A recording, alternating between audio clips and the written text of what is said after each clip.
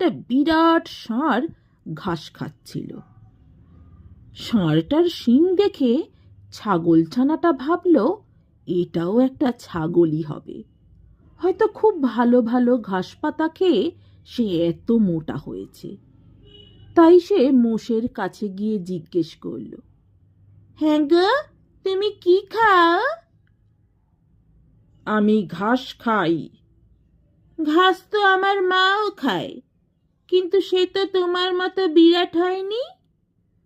আমি যে তোমার মার চেয়ে ঢের ভালো ঘাস খাই হে। ছাগলছানা জিজ্ঞেস করল, সে ঘাস কোথায়? ওই দূর বনের ভিতরে। আমায় সেখানে নিয়ে যাবে? ছাগলছানার কথা শুনে ষাঁড় তাকে বনের ভেতরে নিয়ে গেল। সেই বনের ভিতরের ঘাস সত্যি খুব চমৎকার।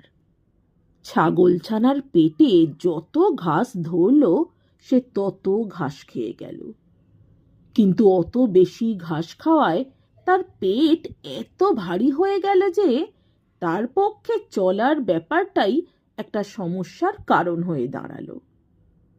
সন্ধে হয়ে যেতেই ষাঁড় বললে, চলো এখন বাড়ি যাই। কিন্তু ছাগলছানা কি করে বাড়ি যাবে?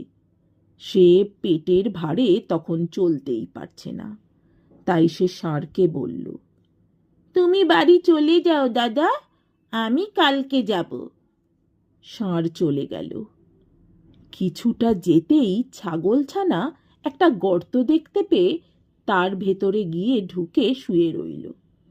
আর এই গর্তটা আসলে ছিল একটা শেয়ালের। শেয়াল তার মামা বাঘের বাড়ি নিমন্ত্রণ খেতে গিয়েছিল। অনেক রাত হয়ে গেলে সে যখন বাড়ির দিকে আসছে, তখন দেখছে তার গর্তে কি একটা যেন জানোয়ার ঢুকে রয়েছে।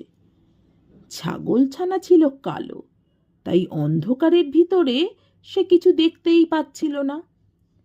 শেয়াল ভাবল তার গর্তে বুঝি কোনো রাক্ষস খোক্কস ঢুকে রয়েছে। শেয়াল তাই ভয়ে ভয়ে জিজ্ঞেস করল, গর্তের ভেতরে কে? ছাগলছানা ছিল খুব বুদ্ধিমান, তাই সে বুদ্ধি করে বলল, লম্বা লম্বা দাড়ি, ঘন ঘন নাড়ি, সিংহের মামা আমি নরহরি দাস, 50 বাঘে মোর হয় 1 গ্রাস। এ কথা শুনে শেয়াল বাবা গো বলে ওখান থেকে ভোঁ ভোঁ দৌড় মারল।